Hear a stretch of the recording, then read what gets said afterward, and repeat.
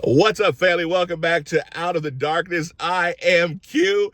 I am smiling. I am excited because we are winning. We are winning. Today is the day.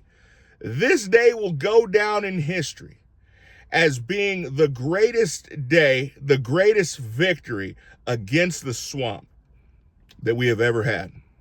I'm not being hyperbolic. Lock it in. Listen to this 2 years from now, and you will say, you know what, doggone it, Q was right. I'll tell you why.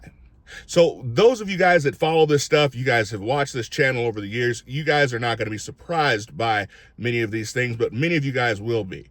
So the House Oversight Committee has been doing an investigation into the Biden pardons. Trump wanted this done because a lot of people, if you guys remember, that were pardoned by Biden should have never been pardoned by Biden and really and truly need to be investigated. People like, you guys mention them down below. I'm sure many of you guys will say names like Fauci, like Obama, like Hunter Biden. The list goes on and on. Let me know the ones you think. But they got all of these pardons, and just for anything and everything that might have been done, that could have been done. There were no real crimes, or there were no crimes that had been convicted of. They were just blanket pardons. And so the question was, can you do that?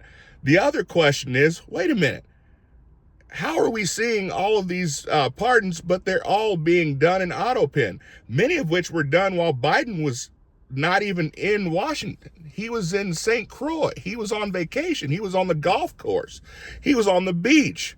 And we also realized that Biden was not in his right mind during this time.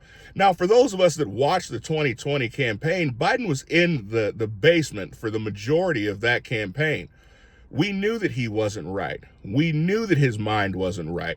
We said his mind wasn't right. And anyone who could watch, we were screaming it at the top of our lungs that the emperor has no clothes on. But for whatever reason, we were told, oh, they were deep fakes and all of these other things, right?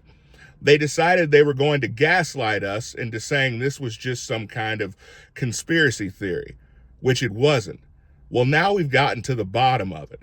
And so there's been several, during this investigation, there were several aides that were brought in, and they wanted to know how much about Biden's mental decline did you know, and what did you do to cover it up? Well, lots of cowards decided they were going to plead the fifth. They didn't want to incriminate themselves.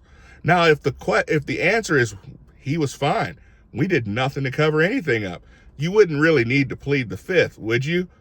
But we had one brave soul who was actually willing to speak the truth. Now, he's guilty, but he's willing to speak the truth. And he said that he was making $4 million a year, $4 million.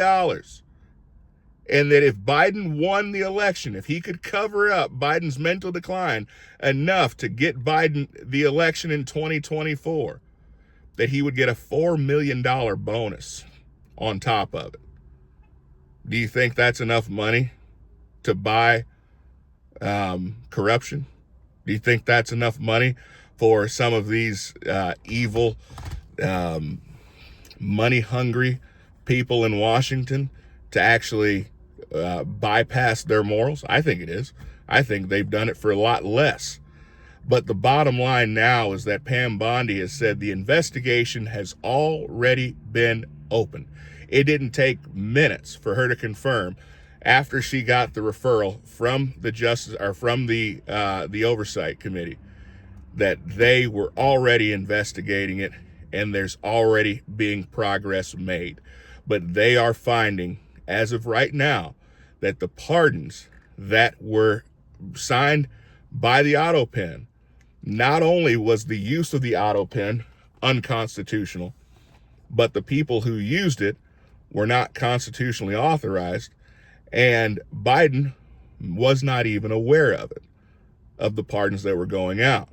Now, it'll be interesting to see if that is the case, but what we do know for a fact is that it's about to get interesting. Grab your popcorn. I'll see you next time. Be blessed.